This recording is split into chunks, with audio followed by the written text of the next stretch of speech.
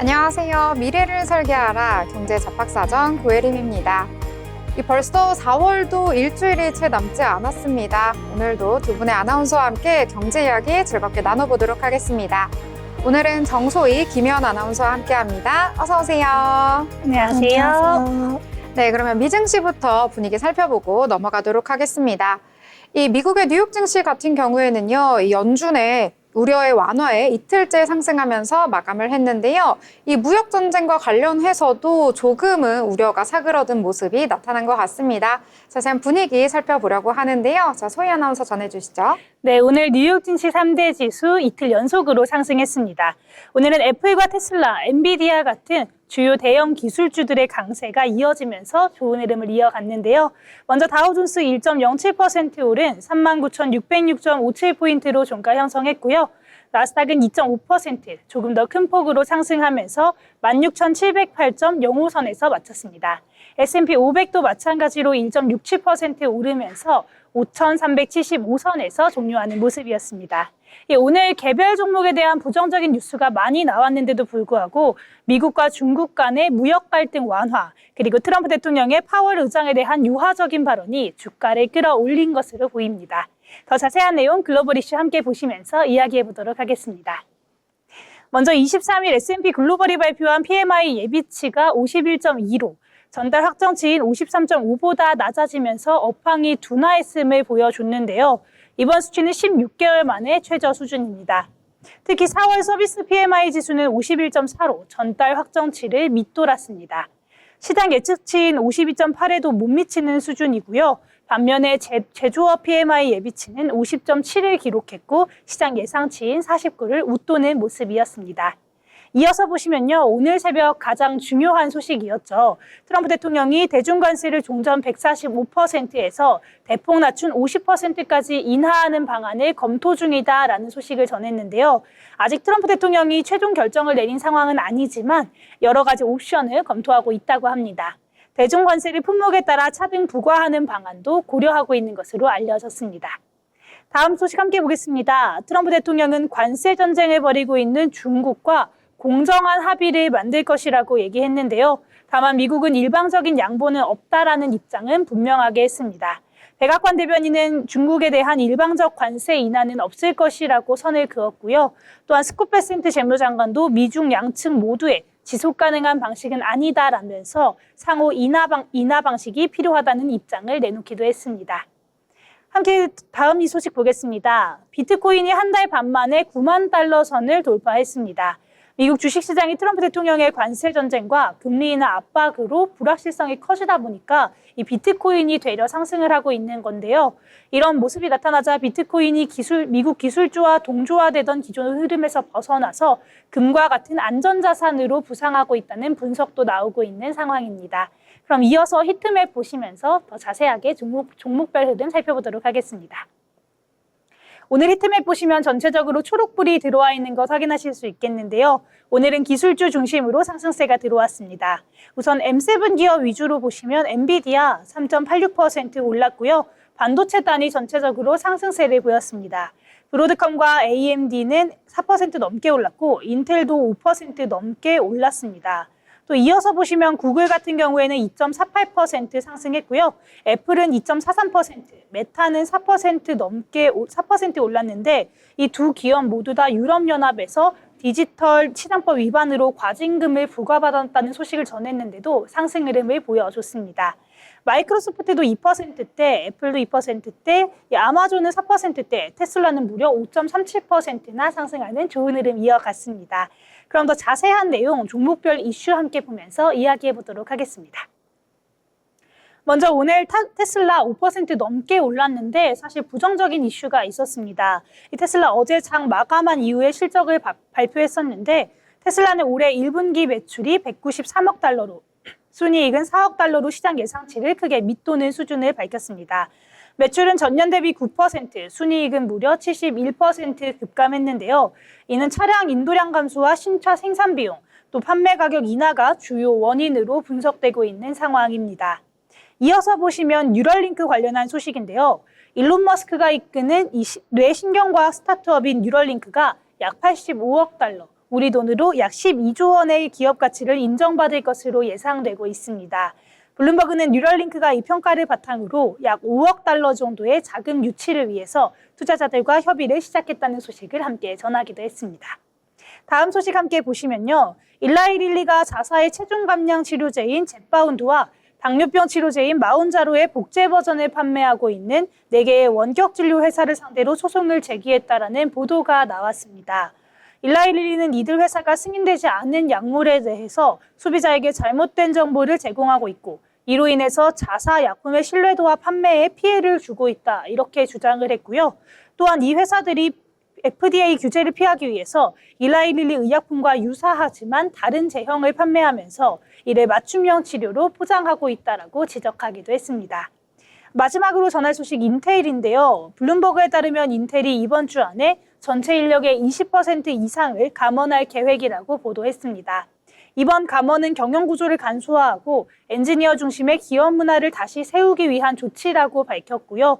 이번 구조 조정은 새롭게 취임한 리프탄 대표 체제에서 단행되는 첫 번째 인사 조치인 점도 눈에 띄는 점입니다. 오늘 인텔 5% 넘게 올랐습니다. 네, 오늘 시장 자세하게 살펴봤는데요. 오늘 시장은 개별 종목으로는 부정적인 이슈가 많았지만 역시나 무역전쟁 완화 기대감 그리고 트럼프 대통령의 파월 의장을 해임하지 않을 것이라는 이야기를 전하면서 시장에 안도감을 줬습니다. 내일도 이렇게 좋은 흐름이 유지되기를 바라보겠습니다. 지금까지 글로벌 마감 시황 전해드렸습니다. 네, 글로벌 마감 시황 잘 전해주셨습니다. 여러 가지 내용들 전해주셨는데요. 일단 미증시 같은 경우에는 다시금 이 증시의 낙관론이 펼쳐지고 있는 상황입니다. 트럼프의 발언에 따라서 변동성이 굉장히 컸었던 뉴욕 증시였는데요. 이제는 어느 정도 안정화 단계에 들어서지 않을까 하는 기대감도 모이고 있는 상황이고요. 이 트럼프 대통령의 완화적 발언으로 인해서 스태그플레이션이라든지 경기 침체에 대한 가능성 낮아졌다라는 것이 월가의 평가입니다. 이 부분 참고하시면서 투자하시길 바라겠습니다. 자, 그러면 이번에는 기업에 대해서 알아볼 시간인데요. 이 기업은 워낙 친숙하기 때문에 저희가 한 번쯤 소개를 했는 줄 알았는데 오늘 처음이더라고요. 자, 어떤 기업 소개해 주실까요? 네. 이제 우리나라에서 이 기업 들으면 모르시는 분이 없을 거라고 생각합니다. 오징어 게임, 종이의 집, 더글로리 이 작품들은 오직 여기서만 만나볼 수 있죠. 오늘 제가 소개할 기업 바로 넷플릭스입니다. 넷플릭스는 미국의 글로벌 1위 멀티미디어 엔터테인먼트 OTT 기업이자 전 세계 최대 규모의 OTT 플랫폼입니다. 현재는 모바일 게임 유통도 하고 있는데요. 이 넷플릭스라는 이름의 유래는 인터넷 넷과 영어 플릭스의 합성어입니다. 넷플릭스의 역사는 1997년으로 거슬러 올라갑니다. 1997년에 마크 랜돌프와 리드 헤이스팅스가 설립하여 1998년 서비스를 시작한 온라인 DVD 비디오 대여점이 그 시초였습니다. 대여점이라고 해도 따로 매장이 있는 게 아니라 넷플릭스 홈페이지에서 DVD 대여를 신청하면 영화 DVD를 우편으로 보내주는 방식이었는데요. 넷플릭스의 대여 서비스는 기존의 비디오 대여점과는 달리 연체료가 없었고 월정액 요금을 내면 DVD를 무제한으로 빌려볼 수 있는 구독형 서비스도 제공하여 큰 인기를 끌었습니다. 또한 대여와 반납을 모두 우편으로 하는 시스템의 편의성은 왕토가 광활한 미국 특성상 기존의 오프라인 대여점보다 경쟁력이 높았고 사람들은 DVD를 인터넷으로 열람하고 원하는 DVD를 주문 리스트에 올림으로써 편의성을 또 가질 수 있게 되었습니다. 이후 2007년부터는 구독자들에게 온라인 스트리밍 서비스를 제공하기 시작했는데요.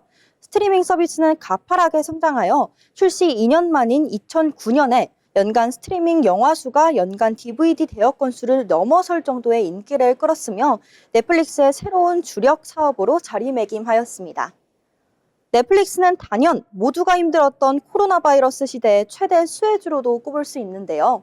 2020년 코로나 바이러스의 창궐로 인해 스트리밍 붐이 오면서 넷플릭스는 코로나 사태의 큰 수혜주가 되었습니다. 주가가 연일 고공행진하면서 같은 해 3월에는 다시 한번 디즈니의 시가총액을 꺾고 왕좌를 탈환하며 6월에 들어서는 창사 이래 처음으로 시가총액 2천억 달러의 벽을 돌파하였습니다. 이 넷플릭스의 상징이자 타사와의 뚜렷한 차이점을 만들어준 히로인은 바로 넷플릭스 오리지널 컨텐츠인데요. 넷플릭스 오리지널은 한 시즌의 모든 에피소드가 1년에 한 번 하루에 몽땅 공개되는 것이 큰 특징입니다. 일시에 모든 에피소드를 공개하는 넷플릭스의 편성 스타일은 소위 빈지와치, 몰아보기라 불리는 문화를 만드는 데 일조했는데 한 시즌 전체를 통째로 빌려서 보곤 했었던 예전 DVD 대여 서비스의 감성을 살리기 위함이라고 밝혔습니다. 2013년에 공개된 하우스 오브 카드를 주축으로 이어서 공개된 작품들도 연달아 호평을 받으며 가입 가구가 늘어나고 영향력이 커지자 오리지널 TV 시리즈의 지속적인 확충에 나섰습니다. 그 후 영화 제작에도 나섰는데 이들은 통 큰 투자 방식으로 세계적인 거장들과의 계약도 성공시켰습니다. 넷플릭스의 작품은 모든 권리와 저작권을 가져가는 대신 제작사에게 제작비 전액과 제작비의 약 10%의 수익을 지원해주는 그런 투자 방식을 쓴다고 하는데요. 게다가 콘텐츠 제작에 거의 간섭을 하지 않고 제작자들의 창의성을 존중해준다고 하는데 이런 투자 방식이라면 정말 제작사와 제작자 모두가 서로 수혜를 볼 수 있는 방법이라고 생각합니다. 이제 우리 생활 속에서 앞으로 더 이상은 넷플릭스를 빼고 생활하는 건 상상도 못할 것 같습니다. 그래서 더욱더 어디까지 성장하고 또 사업을 어디까지 확충해 나갈지 기대가 되는 기업입니다. 오늘의 기업 소개 여기까지입니다. 다음에도 더 흥미로운 기업 이야기로 찾아오겠습니다. 네, 미국의 스트리밍 업체 넷플릭스인데요. 많이들 친숙하신 기업일 겁니다. 이 주가 같은 경우에는 트럼프 행정부가 들어서고 나서 이 관세와 관련된 이야기가 나왔을 때도 이 끄떡없는 주가를 보여줬는데요. 계속해서 상승 곡선 그리고 있다는 점 투자에 참고하시길 바라겠습니다.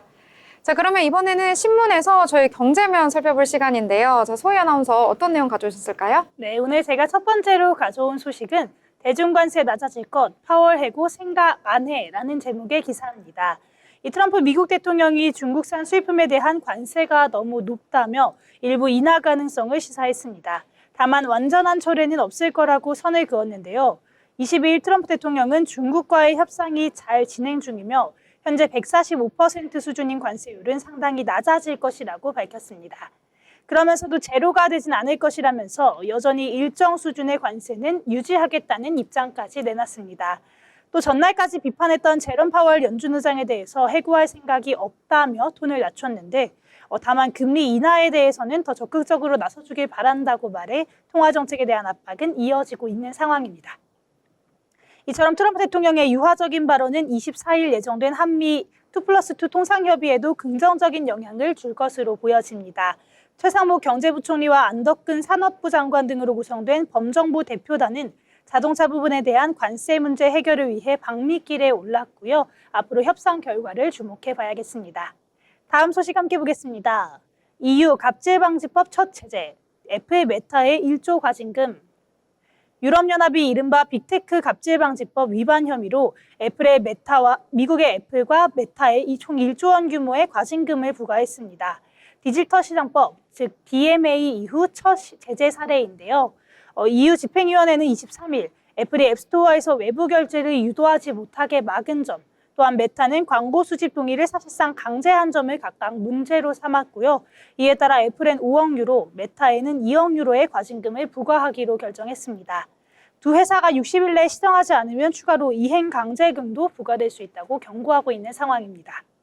이번 조치는 트럼프 행정부와의 무역 협상이 진행 중인 가운데 나온 거여서 이 미국과 유럽연합 간의 긴장도가 더 높아질 수 있다는 분석도 함께 나오고 있는데요.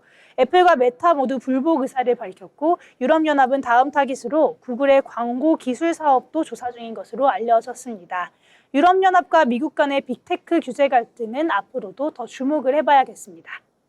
다음 소식도 함께 보겠습니다. 가정통제 부메랑 산업용 전기료 3년간 70% 오르자 대기업 이탈. 전기요금을 억눌러온 정부의 가격 통제가 결국에는 산업 현장에서 부메랑이 되고 있습니다. 지난 3년간 산업용 전기요금은 70% 가까이 인상이 됐고요. 부담을 느낀 대기업들이 한국전력을 떠나 전력시장인 직접 구매제로 발길을 돌리고 있는 상황입니다. 한전은 2022년부터 도매 가격보다 낮은 전기요금을 유지하면서 약 27조 원의 손실을 감당했는데요. 이를 버티지 못하고 지난해부터 산업용 전기요금만 4차례 인상했습니다. 이 여파로 일부 기업들이 전력거래소에서 전기를 직접 사는 직구제 활용에 나서고 있는데요. 이 제도는 전력 소비의 30%를 차지하는 대규모 사업자들에게만 열려 있어서 일반 가정과 중소기업과의 형평성 문제도 제기되고 있는 상황입니다. 전문가들은 정부가 전기요금을 유연하게 반영할 수 있는 구조 개편 없이 대기업 이탈을 허용한 데에 대해서 우려를 나타내고 있습니다. 남은 소비자들에 대한 요금 교차 보조 부담도 커질 전망입니다. 다음 소식도 함께 보겠습니다. 한화그룹 미 54조 군함 MRO 시장 공략 속도 높인다.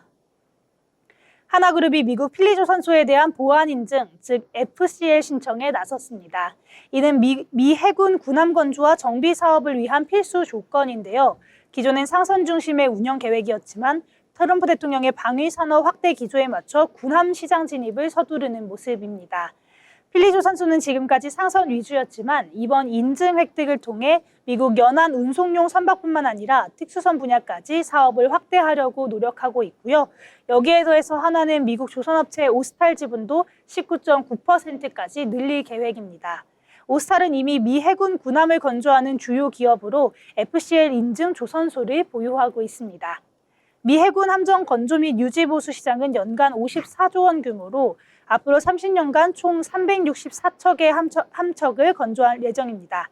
현지 기반을 갖춘 한화가 유리한 고지를 점할 수 있다는 분석이 함께 나오고 있습니다. 마지막 소식 함께 보겠습니다. 삼성바이오 1분기 날았다. 공장 풀가동에도 모자랄 판. 삼성바이오로직스가 올해 1분기 창사 이래 최대 분기 실적을 기록했습니다. 매출은 전년 대비 37%, 영업이익은 120% 가까이 늘었는데요.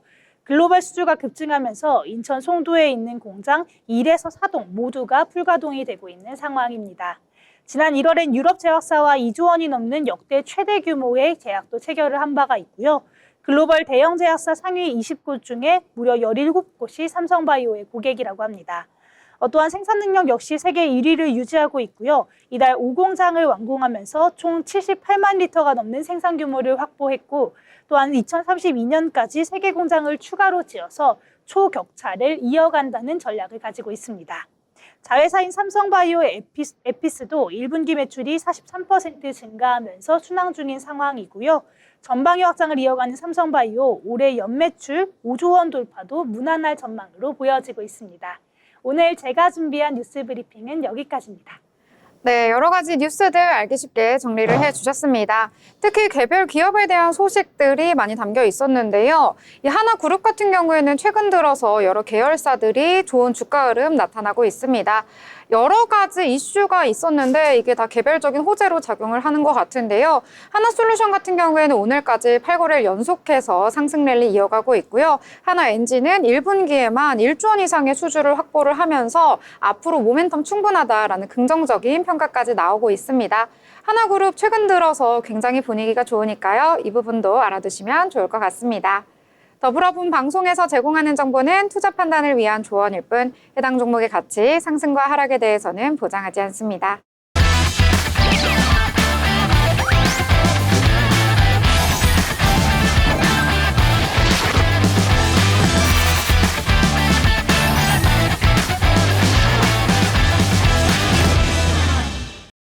네, 이번 시간은 돈을 잘 벌고 싶은 고수가 되고 싶은 아나운서들이 모여서 경제 이야기, 주식 이야기 함께 나눠보도록 하겠습니다. 자, 일단 국내 증시 먼저 분위기 살펴보고 넘어가려고 하는데요. 이 미중 간의 무역 갈등 조금은 완화되지 않을까 하는 기대감에도 불구하고 국내 증시, 특히 코스피 같은 경우에는 하락하면서 출발하는 모습 보였고요. 결국에는 오늘 관망하는 심리가 전반적으로 시장에 있었다라고 보실 수가 있겠습니다. 자세한 지수 분위기도 살펴보도록 하겠습니다. 먼저 코스피 같은 경우에는 전고래일 대비 0.13% 하락하면서 마감을 했는데요. 그래도 장중에 조금은 낙폭을 줄여가는 모습 보이면서 결국에는 약보합선까지 올라오면서 마감했습니다. 2,522선에서 거래를 마쳤는데요. 수급적인 측면에서도 살펴보시자면 외국인 같은 경우에는 오늘 매도로 대응하기는 했는데 이 장중에 계속해서 매도 물량 줄여가는 모습 나타났습니다. 오늘 70억 원대 소폭 매도하는 모습 나타났고요. 기관 같은 경우에도 장 오후 들어서 조금씩 매도 물량 줄이긴 했는데요. 1,900억 원대 매도 우위 보였다 이렇게 보실 수가 있겠습니다. 이 코스닥 같은 경우에는 오늘 계속해서 변동이 극심한 모습을 보여줬습니다. 플러스와 마이너스를 오가는 모습 보여줬는데요. 결국에는 오늘 보합으로 마감을 했다라고 보실 수가 있겠고요. 726선에서 거래를 마쳤습니다. 오늘 코스닥 시장에서는 오랜만에 외국인에서 빨간불 켜진 모습 보여줬는데요. 매수 우위를 나타냈다라고 보실 수가 있겠고요. 기관 같은 경우에는 매도 우위 보였지만 이 외국인과 기관 모두 물량이 그렇게 크진 않았다 이렇게 보실 수가 있겠습니다. 이 시가총액 상단에 위치한 종목들도 확인을 해보시면은요. 먼저 코스피 시장에서는 전반적으로 파란불이 강하게 보이는 모습 나타났습니다. 특히 오늘 같은 경우에는요, 삼성전자 보합으로 마감하는 모습 보였고요. SK하이닉스 같은 경우에는 깜짝 실적 발표를 했습니다. 지난 1분기 시장 전망치 웃도는 결과가 나왔음에도 불구하고 오늘 파란불로 거래를 마친 모습 나타나줬고요. 이 밖에도 이번 주에 현대차 등 이 주요 기업들의 실적이 발표가 있었는데 결국에 지수에는 큰 영향을 미치지 못한 것으로 풀이가 되고 있습니다. 이 코스닥 시장 같은 경우에도 전체적으로 파란불이 더 많이 보였던 시장이었다라고 볼 수가 있겠는데요. 여러 가지 관망 심리가 짙게 드리워져 있었기 때문에 오늘은 그렇게 지수에 큰 영향을 주는 그런 섹터나 종목은 많이는 없었던 것 같다. 이렇게 정리를 해보도록 하겠습니다. 자, 여러 가지 이야기들 오늘도 준비가 되어 있는데요. 어떤 이야기부터 해볼지 함께 이야기 나눠보도록 하겠습니다. 자, 소희 아나운서, 제약바이오여서 너무 발음이 어려웠다고 들었는데 어떤 내용일까요? 네, 맞습니다. 오늘 제가 가져온 첫 번째 종목, 바로 이 종목 이름부터 어려웠던 HK 이노엔입니다. 이 HK 이노엔이 신약인 K캡이 미국 3상 임상시험을 성공적으로 마쳤다는 소식을 전하면서 주가 오늘 장 초반부터 강세로 상한가로 직행을 했습니다. 이 HK 이노엔의 신약인 K캡은 위식도 역류질환 치료제인데요. 이번 임상은 K캡의 미국 파트너사인 세벨라가 진행을 했고요. 미란성 식도염과 비미란성 위식도 역류질환 모두에서 1, 2차 평가 지표를 만족을 했고 특히나 기존 PPI 대비 우월한 치유 효과도 입증됐다고 했습니다. 또한 HK 이노엔은 이번 성과를 바탕으로 올해 4분기 미국 FDA에 신약 허가 신청을 제출할 계획이라고 밝혔고요. 키움증권은 K캡의 올해 매출만 2,064억 원에 이를 것으로 보고 있습니다. 또 올해 4분기에 FDA의 K캡의 미란성과 비미란성 위식도 역류질환의 신약 허가 신청을 낼 계획이기 때문에 미국 시장 본격적인 진출도 기대가 되고 있는 상황입니다.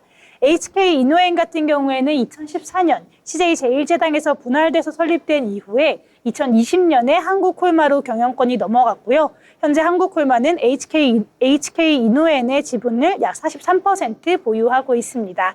오늘 HK 이노엔 차트 함께 살펴보시면요. 오늘 시가도 0.66% 상승하면서 출발을 했었습니다. 그러면서 상한가로 곧장 직행을 했는데요. 힘이 빠지지 않고 중가까지 쭉 이어지면서 결국에는 이 48,900원으로 마치는 모습입니다.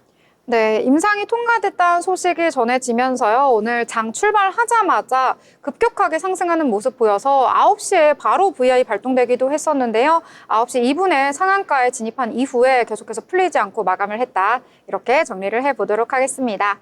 자, 이번에 나눠볼 이야기는요. 오랜만에 또 이야기하는 것 같은데요. 바로 CXL 관련된 이야기 함께 이야기해보도록 하겠습니다.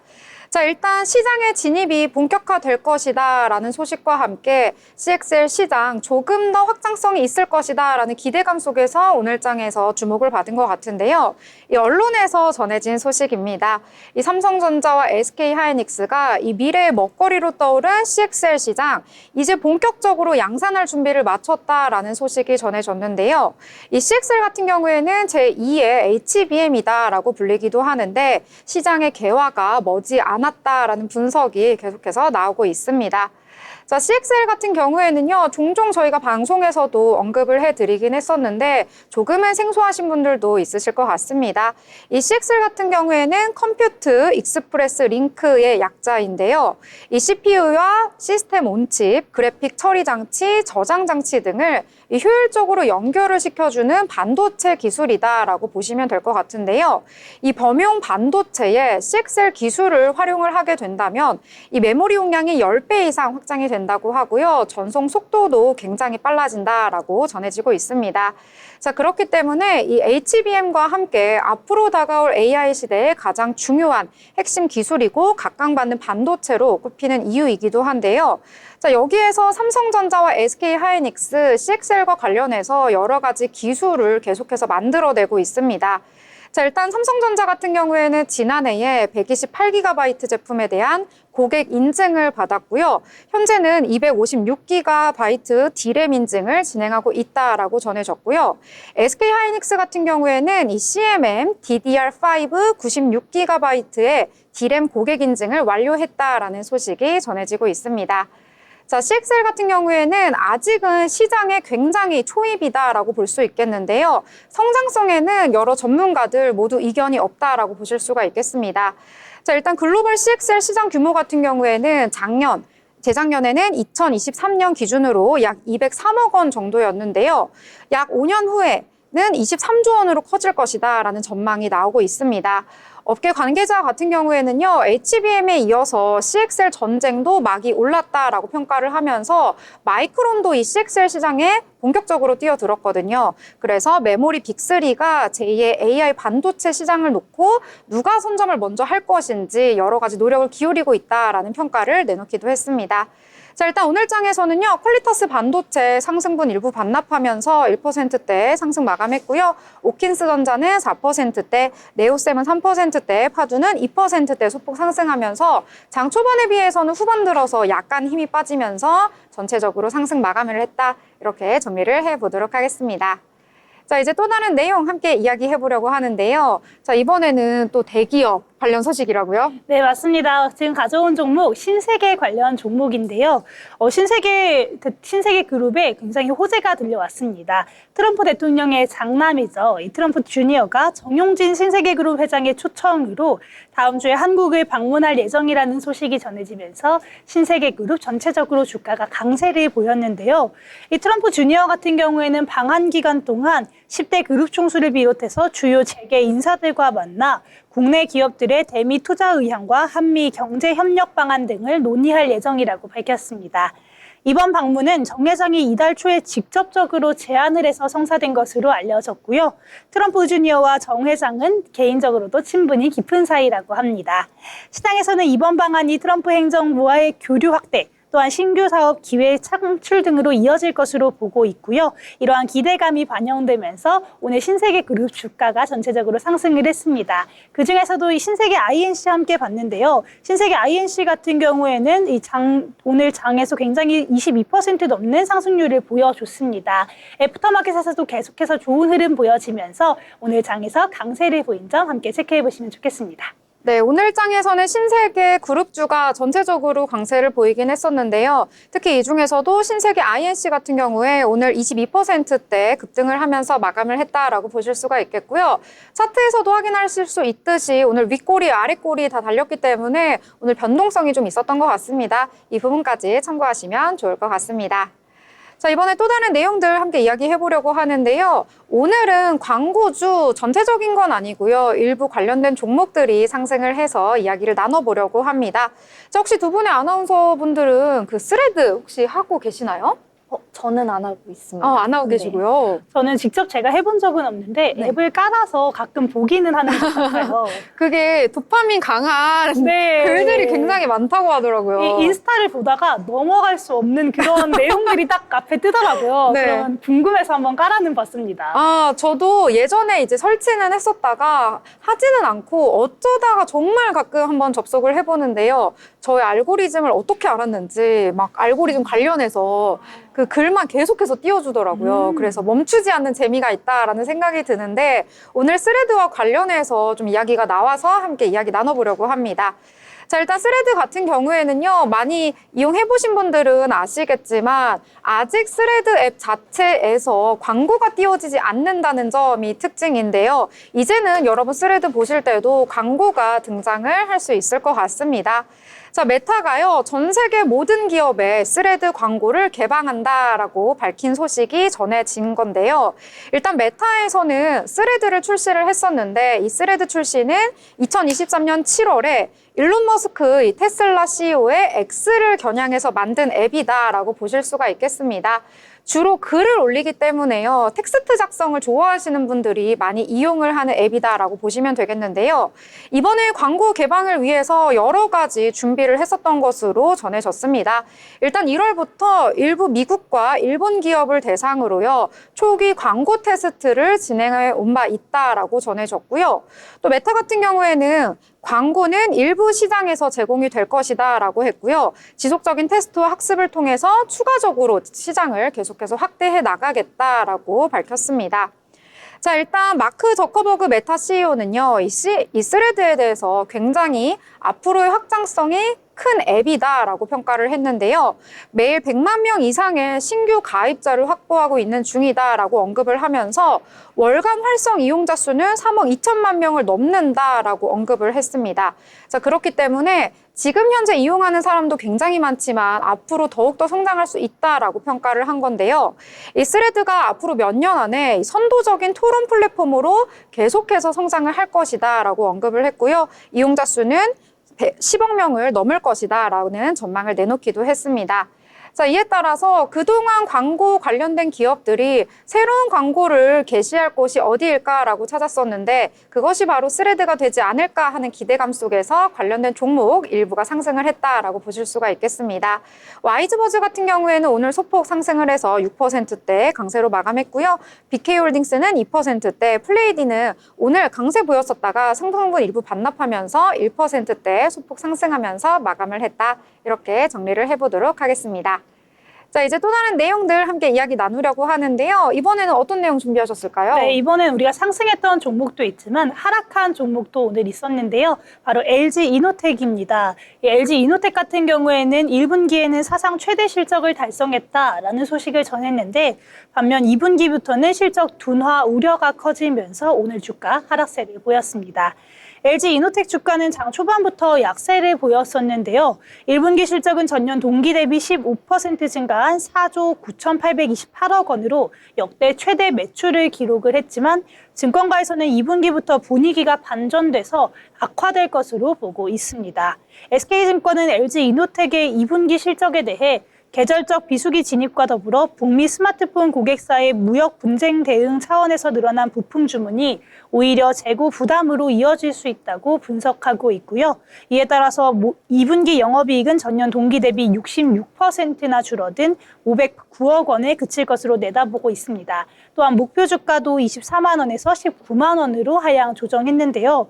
또한 키움증권 역시 목표 주가를 17만 원으로 낮추면서 2분기에는 재고 조정과 수요 반작용으로 실적 감소폭이 클 수 있다라고 경고했습니다. 결국 1분기 호실적이 단기적인 성과에 그칠 수 있다는 우려가 커지면서 LG이노텍의 주가 흐름에도 부담으로 작용했는데요. 오늘 차트 함께 보시면요. 오늘 시가도 0.21% 하락하면서 출발을 했습니다. 고가로 조금 힘을 내나 싶었는데 고장 0.76%, 1%에도 미치지 못하게 상승분을 가져갔다가 결국엔 계속해서 하락 흐름을 보이면서 종가는 4.34% 하락한 28만 8,900원으로 마감하는 모습입니다. 네, LG이노텍 오늘 4%대 약세 속에서 마감을 했는데요. 원래 기존에는 애플과 주가가 같이 가는 경우가 많았는데 작년 4분기부터는 주가가 함께 커플링되지 못하고 디커플링되는 모습 나타나고 있다는 점 참고하시길 바라겠습니다. 자, 그러면 이번에는 인물에 대해서 함께 알아볼 시간인데요. 자, 혜연 아나운서 어떤 인물일까요? 네, 인물로그 시간입니다. 오늘은 우리나라의 이씨 중에서 가장 유명한 사람이라고 해도 과언이 아닐 것 같은데요. 바로 대한민국의 대표 기업 삼성의 총수 이재용에 대해 알아보는 시간 가져보겠습니다. 1968년 6월 23일 삼성 창업주 이병철의 손자이자 이건희와 홍라희의 장남이자 마디로 태어났습니다. 이후 게이오 기주쿠 대학에서 MBA를 취득하고 미국 하버드 대학교에서 경영학 박사과정을 수료합니다. 1991년 12월 삼성전자에 입사해 본격적으로 경영을 배우기 시작했고 이후 삼성전자 내 경영기획팀 상무, 전무, 부사장, 사장 등을 역임하며 승진했습니다. 이재용은 부회장 취임 이후 자신의 측근 외에도 많은 경영진을 뽑았는데 실질적으로 그룹을 이끌기 시작한 2014년 이후 전무, 상무급 임원진이 크게 늘었습니다. 이후 과거와 비교해 몸집이 더 커진 초대기업임에도 불구하고 여전히 성장세를 유지하며 매우 우수한 실적을 올렸습니다. 하지만 모든 사업만 성공한 것은 아니었는데요. 경영에 있어서 부정적인 평가를 받은 대표적인 예시로 이삼성이 있습니다. 이 이삼성은 인터넷 벤처 지주회사로 이삼성과 이삼성 인터내셔널 두 개를 창업했습니다. 이재용이 직접 지분 60%의 대주주로 출자했고 나머지 지분은 삼성 관계사와 삼성 윗선들이 직접적으로 참여한 사업이었습니다. 그랬지만 결과적으로는 투자한 모든 회사의 적자를 합치면 도합 174억 원의 적자를 냈고 더 큰 문제는 이 손실을 삼성 관계사로 전가했다는 것이었습니다. 그래도 지금은 남아있는 계열사의 자회사들의 현재 시가총액에서 이 삼성의 지분 가치로 환산하면 지금은 어느 정도 수익권이라고 합니다. 2018년에는 메모리 반도체 업사이클을 통해 기록적인 호황을 기록하며 무려 영업이익 58조 원을 달성했는데요. 이는 삼성으로 현재로선 유일무이한 업적입니다. 반도체 호황이 끝나가며 잠시 주춤했지만 2020년 기준으로도 삼성전자의 2019년 4분기 실적은 영업이익 7조 원을 넘기며 어닝 서프라이즈를 기록했습니다. 그리고 2020년 3분기 발표에선 무려 영업이익 12조 3천억 원의 서프라이즈를 경신하며 초호황이 끝나고도 우수한 경영 실적을 거두었습니다. 청년 시절에는 승마 선수로 활동했을 정도로 이재용 회장은 스포츠에도 관심이 많았습니다. 또 엄청난 야구광이라는 말을 증명하듯 10개 구단 모기업의 오너 중에서는 야구장 방문이 가장 잦은 편이었습니다. 하지만 삼성의 전권을 잡은 뒤로는 그 전보다는 스포츠에게 친화적이지 않은 행보를 보여주며 2014년부터 삼성 산하의 프로스포츠팀 수원 삼성 블루윙즈, 서울 삼성 썬더스, 용인 삼성생명 블루밍스, 대전 삼성화재 블루팡스를 삼성 관계사 제1기획으로 이전시켰으며 2016년에는 삼성 라이온즈도 이관시켜 4대 종목 프로팀이 제1기획 산하로 들어갔습니다. 이재용이 직관한 날에는 삼성 라이온즈의 승률이 상당히 높아 팬들 사이에선 재용불패, 또 승리 요정이란 애칭으로도 불린다고 합니다. 삼성전자는 고성능 차세대 메모리인 CXL D램 상용화도 눈앞에 앞두고 있다고 하는데요. 이 반도체 호황을 다시 맞이할 수 있을지 설렘이 더해지는 소식입니다. 오늘의 인물로그 여기까지입니다. 다음에도 더 흥미로운 인물 소식으로 찾아뵙겠습니다. 네, 삼성전자의 이재용이라는 인물 다 알고 계실 것 같은데 오늘 자세히 알아보는 시간 가져봤습니다. 자, 이번에는 리포트 한번 알아볼 시간인데요. 오늘 봄이 오니까 또 옷 사고 싶잖아요. 네. 패션 관련해서 알려주신다고요? 네, 맞습니다. 제가 오늘 패션 관련 리포트를 들고 왔는데요. 오늘 함께 볼 리포트 키움증권의 섬유후보 25년도 1분기 프리뷰 중국에 슬슬 주목할 때라는 제목의 리포트입니다. 최근 소비 심리가 빠르게 살아나지 않는 상황에서 패션 업종에 대한 투자자들의 관심도 예전만큼 뜨겁지는 않은 상황인데요. 이번 리포트에서는 OEM과 브랜드 업체들을 나눠서 실적을 한번 짚어보도록 하겠고요. 또 종목별로 기대 이상의 성과를 보인 곳이 있었는데 어떤 곳인지 한번 알아보도록 하겠습니다. 어떻게나 이번 리포트에서는 중국 소비의 회복이 더디지만 분명히 진행 중이라는 점에 주목을 하고 있는데 어떤 내용인지 함께 차근차근 정리해 보도록 하겠습니다. 먼저 브랜드 업체들부터 살펴보겠습니다. 전반적으로 내수에 집중된 브랜드들은 실적이 부진했지만 수출 비중이 높은 기업들은 상대적으로 선방한 흐름이었는데요. 신세계 인터내셔널은 매출이 거의 보합 수준이었지만 영업이익은 전년 동기 대비 54%나 감소했습니다. 한섬도 상황이 크게 다르지는 않았는데요. 매출이 6% 줄었고 영업이익은 25% 줄어든 것으로 나타났고요. 반면에 F&F는 중국 실적이 5% 성장을 하면서 전체 하락폭을 다소 줄여주는 모습입니다. F&F의 전체 매출은 3% 감소했고 또 영업이익은 12% 줄었지만 중국 법인 쪽이 비교적으로 안정적으로 버텨주면서 이 정도의 흐름이 나왔습니다. 결국 내수 의존도가 높은 브랜드들은 여전히 구조적인 한계에 직면을 해 있고 다만 수출 지역 분산이 가능한 기업들은 실적 측면에서 버팀목을 역할을 해주고 있다. 이렇게 해석할 수가 있겠는데요. 이번엔 OEM 업체들도 함께 보도록 하겠습니다. 이 OEM 업체들 같은 경우에는 제품군에 따라서 실적 차이가 뚜렷하게 나타났습니다. 스포츠와 아웃도어 중심 업체는 실적이 개선된 반면에 캐주얼 중심 업체는 여전히 부진한 흐름이 이어지고 있는 상황이고요. 먼저 영업무역 같은 경우에는 1분기 매출이 10%, 영업이익이 22% 증가하면서 비교적 탄탄한 성장세를 기록해줬습니다. 화승 엔터프라이즈는 매출이 25%, 영업이익은 무려 183%나 증가하면서 이 깜짝 실적을 내는 모습이었는데요. 반면에 한세실업 같은 경우 매출은 9% 증가했지만 영업이익은 오히려 34% 줄어들면서 수익성 약화를 피하지 못했습니다.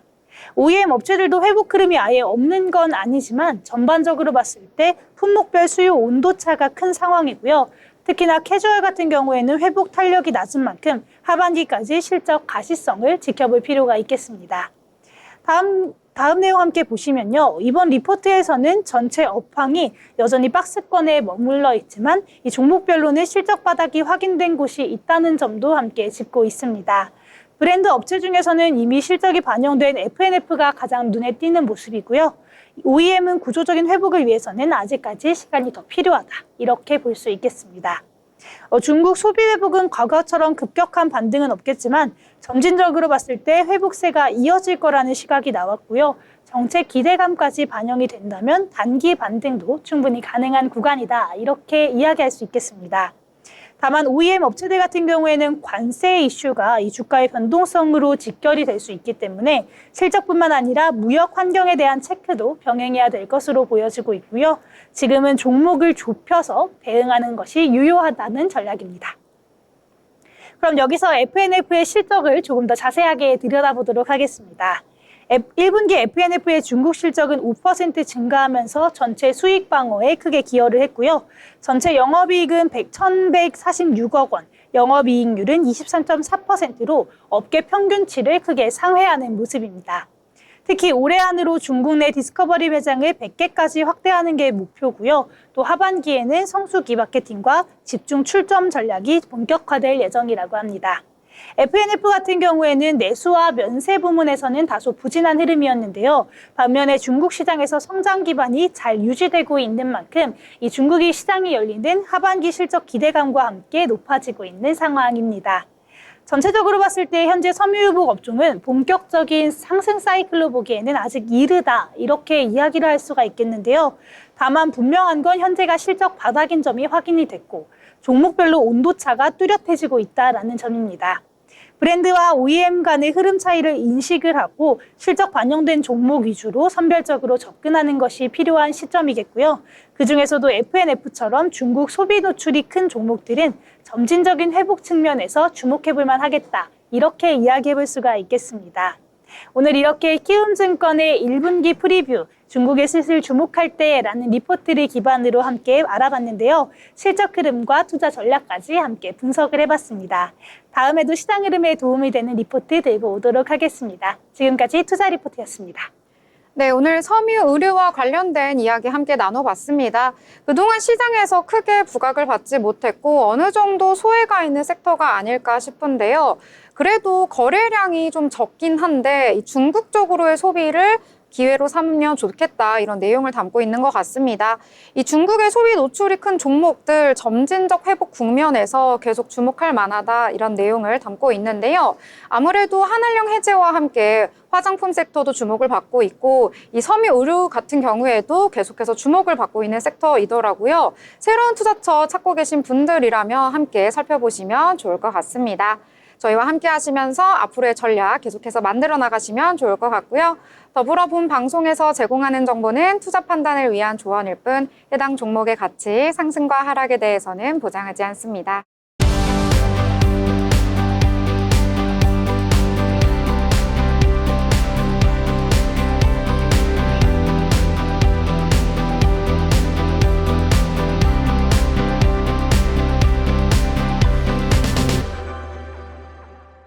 한 주간의 코인 이슈를 전달해드리는 위클리 코인 브리핑 아나운서 장세은입니다. 이번 주 암호화폐 시장은 뉴욕 증시가 급락한 상황에서도 비트코인이 오히려 상승하면서 투자자들의 피난처로 떠오르는 등 주요 코인들이 다양한 움직임 보였습니다. 그럼 자세한 주요 3대 암호화폐 시황부터 살펴보겠습니다. 오늘 오후 2시 30분 기준 비트코인은 지난주보다 0.85% 상승한 88,290달러에 거래되며 이달 들어 최고치를 기록하고 있습니다. 반면 이더리움은 4.15% 하락한 1,579달러에 XRP는 2.09% 떨어진 2달러 선에서 거래되고 있습니다. 다음으로 이번 주 암호화폐 주요 이슈입니다.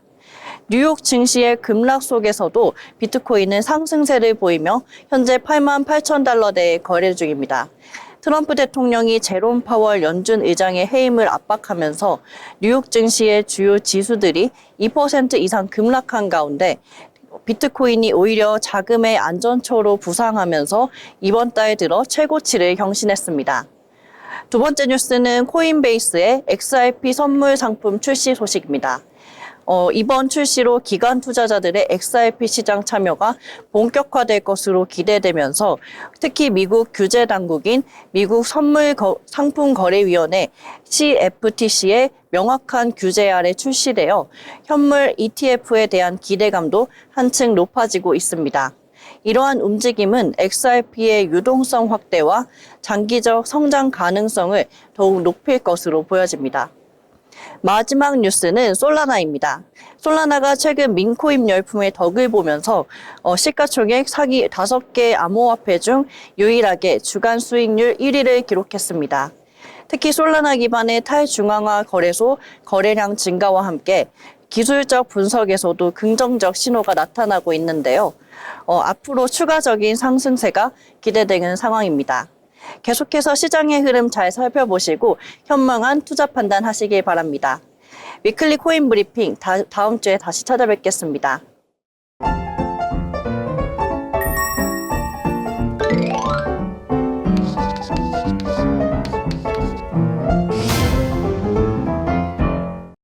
네, 오늘장 여러 가지 이야기들 함께 나눠봤습니다. 아무래도 오늘장 같은 경우에는 관망하는 심리가 굉장히 강했기 때문에 활발한 움직임보다는 조금은 기다리는 날이 아니었나 싶은 장이었는데요. 여러 가지 섹터와 종목들 이야기 나눠봤으니까요. 이러한 내용들 한번 정리를 해보도록 하겠습니다. 자, 혜원 아나운서 여러 가지 이야기 나눴는데요. 어떻게 오늘장 정리를 해보면 좋을까요? 네. 그 전에는 이 트럼프의 관세 정책 때문에 좀 시장이 꽁꽁 얼어붙은 느낌이었는데 오늘은 신세계도 그렇고 삼성전자도 그렇고 이 좋은 소식을 들려주면서 우리 시장에도 따뜻한 날씨처럼 봄이 찾아오지 않았나 싶었습니다. 네, 오늘장 그래도 봄이 좀 찾아온 것 같군요. 네. 네. 자, 그러면 소희 아나운서 여러 가지 얘기했잖아요. 근데 이제 정리를 해볼 시간인 것 같아요. 어떻게 좀 요약을 해볼까요? 네, 저는 오늘장 일단은 관망 심리가 짙었다라고 이야기해야 되겠는데요. 아무래도 현재 관세 협상이 진행이 되고 있다 보니까 아무래도 투자자들이 오늘장에서는 조금 관망하는 모습이었던 것 같습니다. 그래도 이 미국과 일본의 협상도 긍정적으로 마무리가 됐었고 또 그런 만큼 우리 협상에서도 조금 기대감을 가질 수 있지 않나라는 마음은 가져보고 있는데요. 미국도 또 30일에 미국과 일본도 또 30일에 2차 협상이 이루어진다고 하니까 이 부분도 주목을 해봐야겠고요. 일단 우리나라에서 이루어지는 이 1차 협상부터 내용이 잘 이야기가 되기를 바라보는 마음 함께 담아보도록 하겠습니다. 네, 그러면 좀 긍정적인 앞으로의 분위기 예상해본다 이렇게 요약을 하면 될까요? 네, 맞습니다. 오늘은 그래도 조금 부진한 흐름이었지만 이 다음 주에는 조금 더 긍정적인 흐름이 있지 않을까 이런 희망적인 메시지 한번 전해보도록 하겠습니다. 네, 희망적인 메시지 전달을 해주셨고요.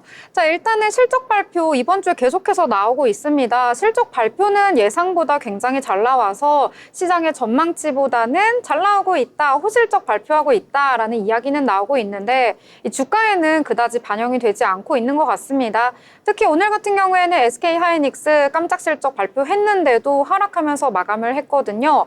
아무래도 전체적으로 미국과의 우리와의 관계, 또 중국과의 관계 이런 것들이 증시에 영향을 미치고 있는 것 같습니다. 자, 그리고 1분기 GDP 역성장할 것이다라는 내용이 조금은 투자자들에게 충격적으로 다가오지 않았나라는 생각이 드는데요.